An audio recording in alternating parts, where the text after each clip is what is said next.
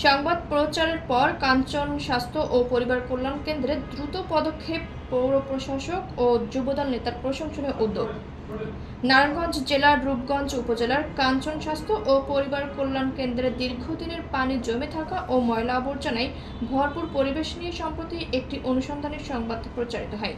এই সংবাদে তাৎক্ষণিক প্রভাব পড়ে স্থানীয় প্রশাসন ও রাজনৈতিক মহলে।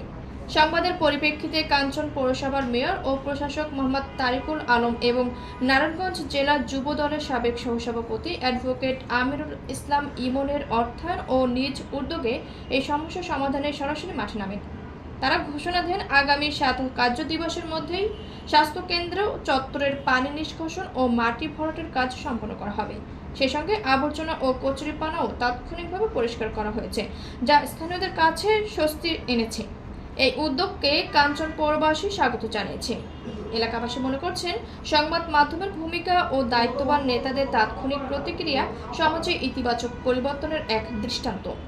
কাঞ্চন স্বাস্থ্য ও পরিবার কল্যাণ কেন্দ্রের চিকিৎসক ও কর্মকর্তাদের ভাষ্য অনুযায়ী সংবাদ মাধ্যম এবং সচেতন জনপ্রতিনিধি এবং রাজনৈতিক নেতারা যদি এমনভাবে মানুষের পাশে থাকেন, তাহলে সমস্যাগুলো দ্রুত সমাধান সম্ভব। এ সময় অন্যান্যদের মধ্যে উপস্থিত ছিলেন রূপগঞ্জ উপজেলার পরিবার পরিকল্পনা অফিসার রোমানা নাহার, কাঞ্চন পৌরসভা সহকারী প্রকৌশলী হাসান আলী, কাঞ্চন পরিবার পরিকল্পনা পরিদর্শক লুৎফর রহমান ও সুমা রানী শীল, কাঞ্চন পৌর বিএনপি নেতা মহিউদ্দিন রুমি, সাদ্দাম হোসেন, সুমন মিয়া, ইউসুফ জসিমউদ্দিন, আজান মিয়া প্রমুখ। আজকে আমরা পৌরসভার পক্ষ থেকে এখানে ভিজিটে এসেছি। আমরা প্রজেক্ট নিব। তাছাড়া আমাদের কাঞ্চনের যিনি আমাদের একজন আমাদের বিশিষ্ট সমাজসেবক এবং আছেন অ্যাডভোকেট আমিরুল ভাই, তিনি আমাদের সাথে ছিলেন। তিনি আমাদেরকে সর্বোচ্চ সহযোগিতা করছেন। আর অতি দ্রুত আমরা এটা আশ্বাস দিচ্ছি পৌরসভার পক্ষ থেকে। ইতোমধ্যে মেজারমেন্টের কাজ হয়ে গেছে যে এখানে কি পরিমাণ কিরকম ভরাটের কাজ করতে হবে।